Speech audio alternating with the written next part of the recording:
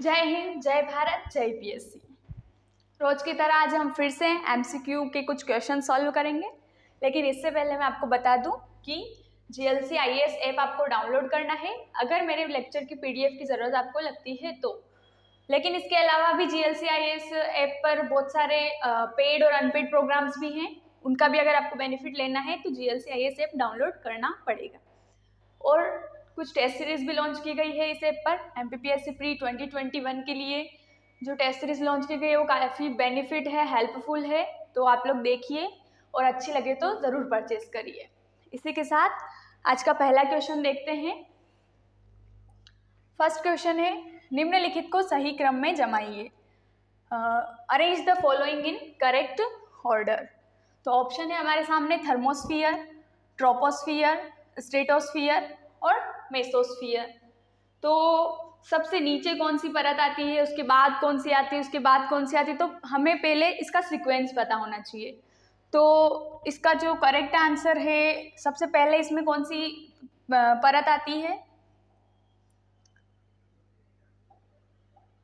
सबसे पहले आती है फर्स्ट नंबर पर ट्रोपोस्फियर। फर्स्ट लेयर होती है सबसे नीचे ट्रोपोस्फियर, फिर सेकंड लेयर होती है स्ट्रेटोस्फियर, थर्ड होती है मेसोस्फियर और फोर्थ होती है थर्मोस्फियर। तो ये इसका सीक्वेंस है। एक बार हम इसको बाय फोटो समझेंगे तो शायद ज़्यादा समझ में आएगा।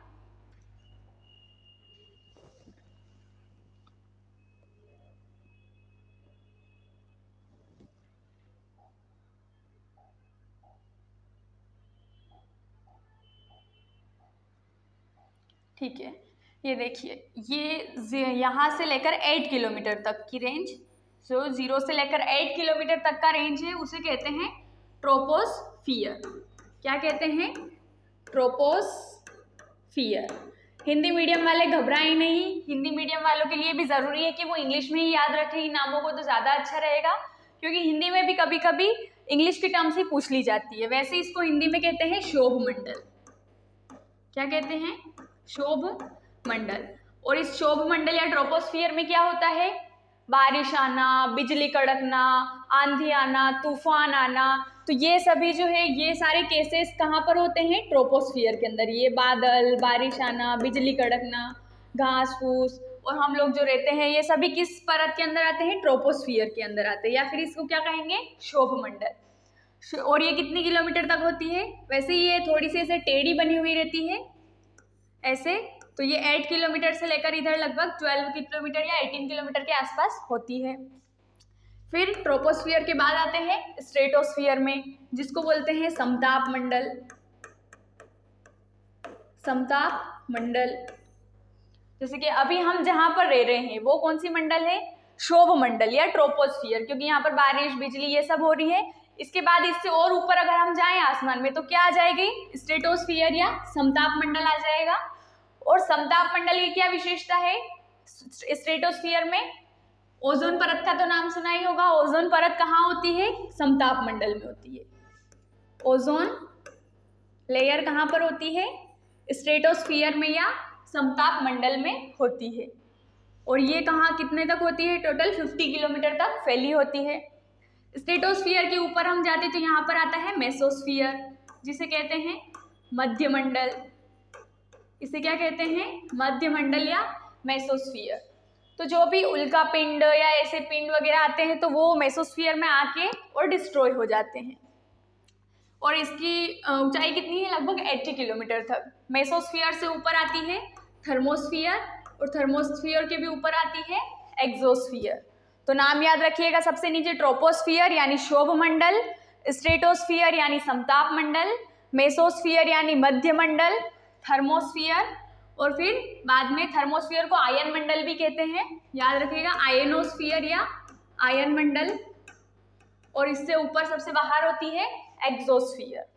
तो ये हो गया इसकी सीरीज। तो याद रखिएगा क्या है सीरीज इसकी?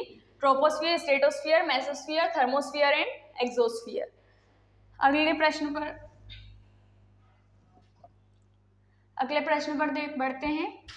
नेक्स्ट क्वेश्चन है, निम्न में से कौन सी एक आकृति ज्वालामुखी निर्मित नहीं है? वैसे ज्वालामुखी निर्मित यानी हम कह सकते हैं कि लावा निर्मित या मेग्मा निर्मित। जैसे कि जब ज्वालामुखी आता है ये हो गया अर्थ सरफेस, ये अर्थ सरफेस हो गया। तो अर्थ के नीचे क्या होता है, मैग्मा। अर्थ के नीचे क्या है, मैग्मा। और जब मैग्मा बाहर निकलता है तो क्या लावा के फॉर्म में निकलता है और क्या होता है, वोल्केनो आ जाता है। लेकिन कभी कभी क्या होता है कि ये अर्थ के अंदर ही मैग्मा अलग अलग टाइप्स की क्या करता है, आकृतियां बनाता है अलग अलग शेप की। कुछ ऐसी लंबी रहती है, कुछ ऐसी टेढ़ी रहती है, कुछ ऐसी रहती है, अलग अलग प्रकार की आकृतियां बनती है, अर्थ के अंदर ही मैग्मा बनाता है। तो इसको हम मैग्मा निर्मित आकृति भी बोल सकते हैं। तो इनमें से हमें बताना है कि कौन सी ऐसी आकृति है जो मैग्मा द्वारा बनाई गई है या वोल्केनो बनते समय बनी थी, उनके नाम बताना है। ऑप्शन है लेकोलिथ, लेपोलिथ, डाइक या सभी।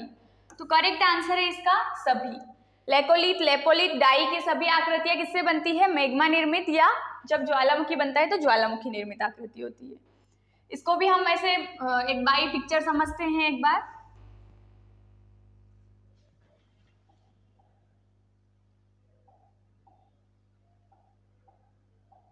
ठीक है, ये हो गया अर्थ का सरफेस, समझ में आ रहा होगा आप लोगों को। ये हो गया अर्थ का सरफेस और ये हो गया अर्थ से नीचे वाला भाग, पृथ्वी से नीचे का हिस्सा। ये पूरा क्या दिया हुआ है, पृथ्वी से नीचे का हिस्सा दिया हुआ है ये पूरा। तो और ये जैसे कि ये जो है पूरा लावा वगैरह है, ये मैग्मा क्या है, पृथ्वी के नीचे अगर रहेगा तो इसे हम क्या कहेंगे, मैग्मा। और ये मैग्मा जा रहा है, इसको जहाँ पर वीक जोन मिलेगा ये वहाँ पर निकल जाएगा। इसको यहाँ वीक जोन मिला, ये यहाँ से फूटा और बाहर जाके जम गया और इसे हमने कह दिया वोल्केनो या ज्वालामुखी। इसे हमने क्या कह दिया, वोल्केनो या ज्वालामुखी कह दिया। अब बाहर निकलने के बाद तो ये बहुत सारी आकृतियां बनाएगा, लेकिन अंदर पृथ्वी के अंदर भी इसने बहुत सारी आकृतियां बनाई है। जैसे कि ये फैलता फैलता ये यहाँ तक ऐसे फैला, फिर ये इधर कुछ इस तरह से फैला। तो इन आकृतियों को के नाम बताना थे। तो सबसे पहले हम देख लेते हैं बेथोलिथ। पहली आकृति क्या है, बेथोलिथ। बेथोलिथ कैसी होती है, ये इसका आकार ऐसा होता है, ये गुंबद जैसा। ये बेथोलिथ कैसे दिखते हैं, इस वाले शेप के जो होते हैं ये होते हैं बेथोलिथ। फिर बनती है लेकोलिथ। लेकोलिथ, लेकोलिथ की आकृति कैसी होती है, ऐसी उल्टी छतरी जैसी, चंदा मामा जैसे जो चांद होता है ना उसके जैसी। लेकोलिथ की आकृति कैसी होती है, चांद जैसी या उल्टी छतरी की तरह।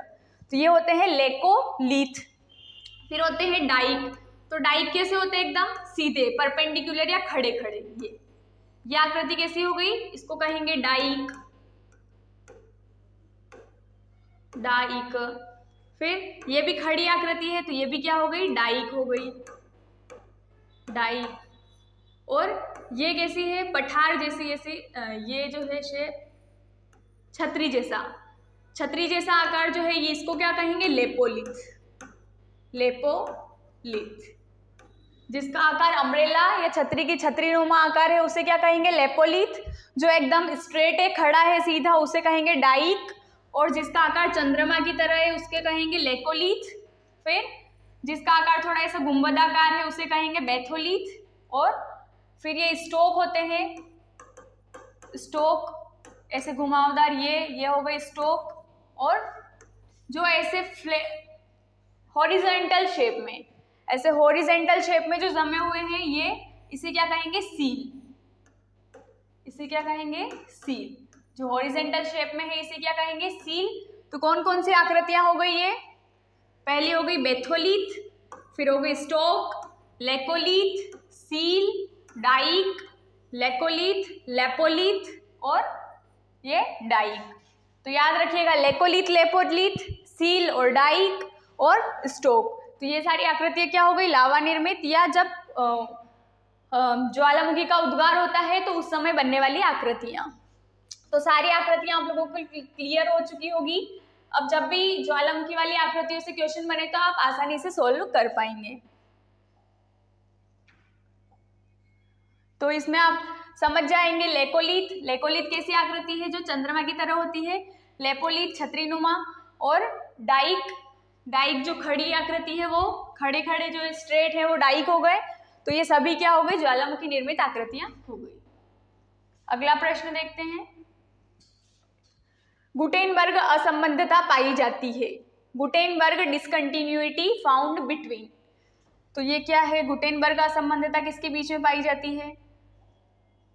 ऑप्शन है क्रस्ट और मेंटल के बीच में, ऊपरी मेंटल और निचली क्रस्ट के बीच में, निचली मेंटल और ऊपरी कोर्ड के बीच में, और ऊपरी कोर्ड व निचली मेंटल के बीच में। अब हमें पता होना चाहिए कि मेंटल क्या है, क्रोड क्या है, क्रस्ट क्या है। तो ये तो वैसे भी आप लोग एमसीक्यू देख रहे हैं, मतलब आपको इतना नॉलेज तो होगा कि जो अर्थ है उसके पार्ट होते हैं, इंटीरियर पार्ट अलग अलग, अर्थ, क्रस्ट या हम जिसे मेंटल कहते हैं। तो एक बार हम देख लेते हैं, और अगर हम वो बाई फोटो इसको पिक्चर इसको देखते हैं, समझते हैं, समझ में आ गया तो हम इसका आंसर भी आसानी से ढूंढ पाएंगे। तो पहले इसको समझिए, उसके बाद हम उसका आंसर चेक करेंगे कि करेक्ट आंसर क्या होगा उसका। ठीक है, ये एक पृथ्वी का टुकड़ा है। क्या है? पृथ्वी का टुकड़ा, अर्थ का एक पीस है, पीस ऑफ अर्थ। अब इसको अगर हम डिफाइन करें तो सबसे ऊपर वाला जो हिस्सा है उसे क्या कहते हैं? क्रस्ट कहते हैं। सबसे ऊपर वाले हिस्से को क्या कहते हैं? क्रस्ट। क्रस्ट या हिंदी में कहते हैं भूपर्पटी। भूपर्पटी इंग्लिश में कहते हैं क्रस्ट और हिंदी में कहते हैं भूपर्पटी। फिर सेकंड पार्ट जो है अर्थ का, उसे हम क्या कहते हैं? मेंटल। क्या कहते हैं? मेंटल। और जो सबसे निचला हिस्सा है अर्थ का, उसे क्या कहते हैं? कोर। इंग्लिश में कोर कहते हैं और हिंदी में क्रोड कहते हैं, क्रोड। तो अर्थ के मेनली 3 पार्ट हैं। सबसे अपर पार्ट क्रस्ट या भूपर्पटी, बीच वाला पार्ट मेंटल और लास्ट वाला पार्ट कोर या क्रोड होता है। अब इनके बीच में डिसकंटिन्यूटी या असंबद्धता पाई जाती है। तो ये हो गया क्रस्ट, और ये हो गया मेंटल, और ये हो गया कोर। तो क्रस्ट हम ये देखेंगे कि क्रस्ट और मेंटल के बीच में कौन सी असंबद्धता होती है, मेंटल और क्रोड के बीच में कौन सी होती है। तो इसको भी हम अगर 2-2 पार्ट में डिवाइड कर दें, जैसे कि क्रस्ट है तो क्रस्ट को भी 2 भाग में बांट ले, ऊपरी क्रस्ट और निचली क्रस्ट। ऐसे मेंटल को भी हम बांट लेंगे, ये हो गई ऊपरी मेंटल, ऊपरी मेंटल, और ये हो गई निचली मेंटल, निचली मेंटल। ऐसे ही क्रोड को भी 2 पार्ट में डिवाइड कर ले, ऊपरी क्रोड और ये हो गई निचली क्रोड। अब ये दोनों जिस जगह मिलेगी, जैसे कि ये वाली एक लाइन दिख रही है अलग, ऊपरी क्रोड और निचली क्रोड जो है इस जगह मिल रही है, तो यहाँ पर एक असंबद्धता या एक डिसकंटिन्यूटी बनेगी, उसे हम कहेंगे लेहमैन डिसकंटिन्यूटी, लेहमैन असंबद्धता, लेहमैन। तो लेहमैन असंबद्धता किसके बीच में बनेगी? ऊपरी क्रोड और निचली क्रोड के बीच में, आउटर क्रोड या इनर क्रोड, जिसको हम बोलेंगे आउटर या इनर या अपर क्रोड या लोअर क्रोड भी बोल सकते हैं उसे। ऊपरी क्रोड और निचली क्रोड के बीच में कौन सी असंबद्धता बनेगी? लेह में। कौन सी बनेगी? लेह में। अब क्या आएगा? ऊपरी क्रोड और निचली क्रोड आएगी। अब निचली क्रोड और ऊपरी क्रोड, निचली मेंटल और ऊपरी क्रोड के बीच में, निचली मेंटल और ऊपरी क्रोड के बीच में कौन सी असंबद्धता है? गुटेनबर्ग। कौन सी है? गुटेन्सबर्ग, गुटेन्सबर्ग असंबद्धता है। फिर अब क्या बचा है? ऊपरी मेंटल और निचली मेंटल। ऊपरी मेंटल और निचली मेंटल के बीच में कौन सी असंबद्धता होगी? रेपेटी। कौन सी होगी? रेपेटी असंबद्धता या रेपेटी डिसकंटिन्यूटी। ये किसके बीच में होगी? ऊपरी मेंटल और निचली मेंटल के बीच में। और अब क्या बचा है? क्रस्ट और ऊपरी मेंटल। तो क्रस्ट और ऊपरी मेंटल के बीच में क्या होगी? मोहो। मोहो असंबद्धता किसके बीच में होगी? ऊपरी मेंटल और यहाँ पर क्या आ जाएगी? निचली क्रस्ट। ये क्या हो जाएगी? निचली क्रस्ट। और ऊपरी क्रस्ट और निचली क्रस्ट के बीच में कोनार्ड हो जाएगी। ऊपरी क्रस्ट और निचली क्रस्ट के बीच में असंबद्धता कौन सी हो जाएगी? कोनार्ड असंबद्धता। ये कोनार्ड। अब समझ में आ गया? अर्थ के 3 पार्ट थे, क्रस्ट, भूपर्पटी और फिर मेंटल और क्रोड। तो क्रस्ट को भी हमने 2 पार्ट में डिवाइड कर दिया, ऊपरी क्रस्ट और निचली क्रस्ट। तो ऊपरी क्रस्ट और निचली क्रस्ट के बीच में कौन सी हो गई असंबद्धता? कोनार्ड असंबद्धता। फिर अब क्या आ जाएगा? क्रस्ट के बाद मेंटल आ जाएगी, तो मेंटल को भी हमने ऊपरी और निचली मेंटल दो पार्ट में डिवाइड कर दिया। तो निचली क्रस्ट और ऊपरी मेंटल के बीच में हो जाएगी मोहो असंबद्धता। इसी तरह अब निचली मेंटल और ऊपरी क्रोड के बीच में क्या हो जाएगी, गुटेन्सबर्ग, और ऊपरी क्रोड और निचली क्रोड के बीच में क्या हो जाएगी, लेहमैन असंबद्धता। अब हमसे ये पूछा गया है कि गुटेनबर्ग असंबद्धता या गुटेन्सबर्ग, ये गुटेनबर्ग डिसकंटिन्यूटी किसके बीच में है, तो ये किसके बीच में है, ये हो गया निचली मेंटल और ऊपरी क्रोड, किसके बीच में है गुटेन्सबर्ग, निचली मेंटल और ऊपरी क्रोड के बीच में। तो हमारा करेक्ट आंसर क्या हो जाएगा, निचली मेंटल और ऊपरी क्रोड। अब सीरियल याद रखना है, कोनार्ड, मोहो, रेपेटी, गुटेन्सबर्ग और लेहमैन। सबसे ऊपर होती है कोनार्ड, फिर होती है मोहो, फिर रेपेटी, गुटेनबर्ग और लेहमैन। और आंसर में पूछा है गुटेनबर्ग के बारे में, अर्थात निचली मेंटल और ऊपरी क्रोड। अब चेक कर लेते हैं आंसर। ये क्या हमारी गुटेनबर्ग का आंसर क्या हो जाएगा, देखो यहाँ पर स्पेलिंग करेक्ट कर लेना, थोड़ा टाइपिंग मिस्टेक हो गया है, गुटेन्सबर्ग है ना, गुटेन्सबर्ग। तो ये कहाँ थी, निचली मेंटल और ऊपरी क्रोड के बीच में। कहाँ थी, लोअर मेंटल और ऊपरी क्रोड के बीच में कौन सी असंबद्धता है, गुटेन्सबर्ग असंबद्धता। तो करेक्ट आंसर हो जाएगा यहाँ पर सी। अब नेक्स्ट क्वेश्चन है, निम्नलिखित में से कौन सी एक रूपांतरित चट्टान का उदाहरण नहीं है, पूछा है नहीं है। Which of the following is not an example of metamorphic rocks? अब ये देखना होगा कि रॉक्स जो है 3 टाइप्स की होती है, रॉक्स है 3 टाइप्स की होती है, कौन कौन सी, पहली होती है igneous rocks, second igneous rocks, पहली होती है igneous rocks, second sedimentary rocks, फिर third metamorphic rocks. Metamorphic Hindi में कहते हैं आग्नेय चट्टानें, दूसरी होती है अवसादी चट्टानें, और तीसरी होती है रूपांतरित चट्टानें। रूपांतरित, पहली आग्नेय इग्नियस रॉक्स, जो जब ज्वालामुखी वगैरह आते हैं तो उससे बनती है, दूसरी अवसादी, मतलब अवसाद साथ में आते हैं और अवसादों की डिपोजिशन से जो चट्टानें बनती है वो सेडिमेंट्री, और मेटामॉर्फिक में क्या होता है, आग्नेय चट्टान और अवसादी चट्टानें दोनों में टेम्परेचर और प्रेशर, दाब और ताप लग के उसमें जो चेंजेस आते हैं उन परिवर्तनों को कहते हैं रूपांतरित चट्टानें। अब क्वेश्चन ने पूछा है कि रूपांतरित चट्टान का उदाहरण नहीं है, not an example of metamorphic rock. अब मेटामॉर्फिक रॉक के एग्जाम्पल क्या होंगे, आग्नेय के क्या होंगे और अवसाद के क्या होंगे, ये एग्जाम्पल्स पता होने चाहिए। ऑप्शन में हमारे सामने मार्बल, नीस, सिस्ट और लाइमस्टोन। तो करेक्ट आंसर हो जाएगा यहाँ पर डी, लाइमस्टोन, क्योंकि लाइमस्टोन जो है वो क्या है, मेटामॉर्फिक रॉक का एग्जाम्पल नहीं है। लाइमस्टोन किसका एग्जाम्पल है, सेडिमेंट्री या अवसादी चट्टानों का एग्जाम्पल है। बाकी मार्बल, नीस और सिस्ट ये तीनों किसके एग्जाम्पल है, मेटामॉर्फिक के या रूपांतरित चट्टानों के। जैसे कि आग्नेय चट्टान हुई तो ये लावा, और लावा जो निकलता है वो जब जम जाता है उससे बनती है, और लावा के जमने के बाद ग्रेनाइट और बेसाल्ट जैसी चट्टानें बन जाती है। तो ग्रेनाइट, बेसाल्ट किसके एग्जाम्पल हो जाएंगे, आग्नेय के। इसी तरह अवसादी चट्टानें हैं तो अवसादी चट्टानों में क्या हो जाएंगे, जैसे कि चूना पत्थर हो गया, शेल, स्लेट, कोयला, चूना पत्थर, ये सभी किसके एग्जाम्पल हो जाएंगे, अवसादी के। और चूना पत्थर, जैसे कि चूना पत्थर है, उसमें चूना पत्थर अभी किसका एग्जाम्पल है, अवसादी चट्टानों का या सेडिमेंट्री रॉक्स का। अब चूना पत्थर में टेम्परेचर और प्रेशर लगेगा, जब चूना पत्थर का टेम्परेचर और प्रेशर चेंज होगा, प्रेशर लगेगा वहां पर, तो उससे क्या बन जाएगा, वो संगमरमर में कन्वर्ट हो जाएगा।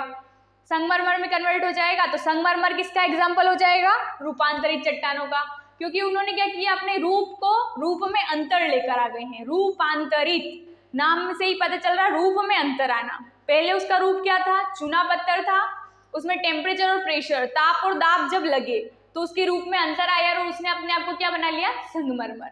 तो यहाँ पर चूना पत्थर की किसका एग्जाम्पल हो जाएगा, अवसादी या सेडिमेंट्री रॉक्स का, और संगमरमर किसका एग्जाम्पल हो जाएगा, मेटामॉर्फिक रॉक्स का। तो तो ऐसे हम देख लेते हैं कुछ बहुत सारे एग्जाम्पल है, 2-4 इंपॉर्टेंट एग्जाम्पल्स, इनको हम देख लेते हैं।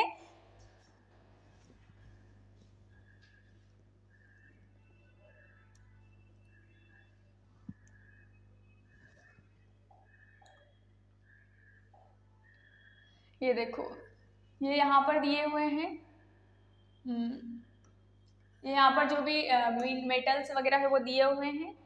फिर ये इधर चट्टानों का प्रकार, ये यहाँ पर चट्टानें दी हुई है, ये चट्टानों के प्रकार दिए हुए हैं कि किस प्रकार की चट्टानें हैं और वो किस में बदल रही है, किस में वो रूपांतरित हो रही है, रूपांतरण दे रखा है। देखो यहाँ पर क्या है, चट्टान का प्रकार है, चट्टान दी हुई है। यहाँ पर क्या दिया है, टाइप्स ऑफ, कि वो अवसादी है या सेडिमेंट्री है या मेटामॉर्फिक है, किस टाइप की है, तो यहाँ टाइप ऑफ रॉक्स दिया है। और फिर ये किस में चेंज हो रही है, वो चेंज दिया है यहाँ पर कि वो, जैसे कि लाइमस्टोन है, चूना पत्थर है, तो चूना पत्थर कैसी है, अवसादी है। ये चूना पत्थर कैसी चट्टान है, अवसादी शेल है, सेडिमेंट्री रॉक्स है। और जब इसमें टेम्परेचर और प्रेशर लगेगा तो ये क्या, किस में कन्वर्ट हो जाएगी, संगमरमर में। तो संगमरमर किसका एग्जाम्पल हो जाएगा, रूपांतरित चट्टानों का या फिर मेटामॉर्फिक रॉक्स का। इसी तरह डोलोमाइट है, डोलोमाइट क्या है, अवसादी शेल है, मतलब सेडिमेंट्री रॉक है। और डोलोमाइट भी किस में चेंज हो जाता है, आगे जाकर संगमरमर में चेंज हो जाता है। इसी तरह बलुआ पत्थर है, तो बलुआ पत्थर ये भी क्या है, अवसादी शेल है, सेडिमेंट्री रॉक से, और ये किस में कन्वर्ट हो जाते हैं, क्वार्टजाइट में कन्वर्ट हो जाते हैं। तो क्वार्टजाइट किसका एग्जाम्पल हो जाएगा, रूपांतरित चट्टान का। इसी तरह शेल, शेल क्या है, अवसादी मीन्स की सेडिमेंट्री रॉक से, और ये किस में बन जाएंगे, आगे जाकर स्लेट में कन्वर्ट हो जाएंगे। और जो स्लेट है वो क्या है, रूपांतरित। देखो शेल से क्या बना, स्लेट, तो स्लेट कौन सी चट्टान हो गई, रूपांतरित या फिर मेटामॉर्फिक। शेल से स्लेट बनी तो स्लेट क्या हो गई, मेटामॉर्फिक। तो स्लेट कैसी चट्टान है, रूपांतरित या मेटामॉर्फिक है। इसमें भी फिर और टेम्परेचर और प्रेशर लगेगा तो ये किस में कन्वर्ट हो जाएगी, फाइलाइट में। तो फाइलाइट और स्लेट दोनों किसके एग्जाम्पल हो जाएंगे, रूपांतरित या मेटामॉर्फिक रॉक्स के। फिर कोयला है, तो कोयला क्या है, अवसादी शेल है, अवसादी मतलब सेडिमेंट्री रॉक से कोयला। फिर कोयले से क्या बन जाता है, हीरा बन जाता है। जैसे कि हम स्कूल में जाते हैं तो कोयले रहते हैं, लेकिन फिर बाद में हमको कितना नॉलेज हो जाता है तो हम डायमंड बन जाते हैं। इसी तरह कोयला है, तो कोयला कैसी चट्टान है, अवसादी चट्टान है, मतलब कि सेडिमेंट्री रॉक से, और ये कन्वर्ट किस में हो जाती है, डायमंड में। तो डायमंड किसका एग्जाम्पल हो जाएगा, मेटामॉर्फिक या रूपांतरित चट्टान का। इसी तरह ग्रेनाइट जो है वो कैसी चट्टान है, आग्नेय चट्टान, इग्नियस रॉक से है, जो लावा से, मैग्मा से बनती है। आग्नेय चट्टान, इसमें ये चेंज किस में हो जाती है, नीस में। तो नीस किसका एग्जाम्पल हो गई, रूपांतरित चट्टान का। फिर फाइलाइट है, तो फाइलाइट और किस में कन्वर्ट होगा, सिस्ट में। देखो ये स्लेट थी, शेल अवसादी चट्टान थी जो स्लेट में कन्वर्ट हुई। अब स्लेट क्या बन गई, रूपांतरित। स्लेट और अपने आप को चेंज करेगी तो फाइलाइट बन जाएगी। फिर ये फाइलाइट और भी चेंजेस करेगा अपने अंदर तो ये क्या बन जाएगा, सिस्ट बन जाएगा। तो ये सारे मेजर एग्जाम्पल्स हो गए हैं, इनसे क्वेश्चन बन सकते। तो ध्यान रखिए कि कौन किस में चेंज होता है, कौन रूपांतरित चट्टान का एग्जाम्पल है और कौन अवसादी चट्टान का एग्जाम्पल है। एक बार फिर से क्वेश्चन पर आते हैं। अब तो आप बता ही सकते हैं कि कौन सा यहाँ पर करेक्ट आंसर होगा। तो यहाँ पर मार्बल भी क्या है, रूपांतरित चट्टान का एग्जाम्पल है। नीस भी क्या है, देखो ये ग्रेनाइट है, ग्रेनाइट किस में कन्वर्ट हो रहा है, नीस में कन्वर्ट हो रहा है। तो नीस भी क्या है, मेटामॉर्फिक रॉक है। फिर ये सिस्ट, तो देखो फाइलाइट किस में कन्वर्ट हो रहा है, सिस्ट में। तो सिस्ट भी क्या हो जाएगी, रूपांतरित। और ये चूना पत्थर है, तो चूना पत्थर क्या है, अवसादी चट्टान है, क्योंकि चूना पत्थर आगे जाकर संगमरमर बनेगा। तो आंसर हो जाएगा यहाँ पर चूना पत्थर, क्योंकि चूना पत्थर क्या है, रूपांतरित या मेटामॉर्फिक का एग्जाम्पल नहीं है। नेक्स्ट क्वेश्चन देखते हैं। निम्न में से कौन सी एक वायु निर्मित आकृति नहीं है। Which of the following is not a landform of wind. वायु मतलब हवा चल रही है, हवा चलेगी तो उससे कई आकृतियां बनती हैं। जैसे कि नदी ले ली हमने, नदी बह रही है तो नदी से झरना बनेगा, तो झरना क्या हो गया, नदी निर्मित आकृति हो गई। इसी तरह से हवा चलती है, तो हवा से कौन कौन सी आकृतियां बनती है वो हमें यहाँ क्वेश्चन में देखना है कि इनमें से कौन सी एक ऐसी आकृति है जो हवा से नहीं बनती है, या जब हवाएं चलती है, विंड्स चलती है, पवन चलती है, तब नहीं बनती है। तो ऑप्शन है बरखान, छत्रकशिला, जुगेन और डेल्टा। तो देखो जैसे कि बरखान के बारे में नहीं पता होगा कि बहुत सबको बरखान क्या है, छत्रकशिला के बारे में भी चलो मान लो नहीं सुना हो, बरखान के बारे में नहीं सुना हो, जुगेन नहीं सुना हो, लेकिन डेल्टा वर्ड तो ऐसा रहता है जो हमने सुना हो। डेल्टा वर्ड तो सुना हुआ रहता है, ऐसा पढ़ते हैं ना कि कौन सी नदी डेल्टा बनाती है, कौन सी नदी एस्चुरी बनाती है, या फिर ये ऐसा पढ़ते हैं कि विश्व का सबसे बड़ा डेल्टा कौन सा है, सुंदरबन डेल्टा है। तो डेल्टा वर्ड तो सुना हुआ है, और डेल्टा किससे बनता है, नदियों से। किससे बनता है डेल्टा, रिवर से। तो करेक्ट आंसर क्या हो जाएगा यहाँ पर, डी, रिवर। देखो जैसे कि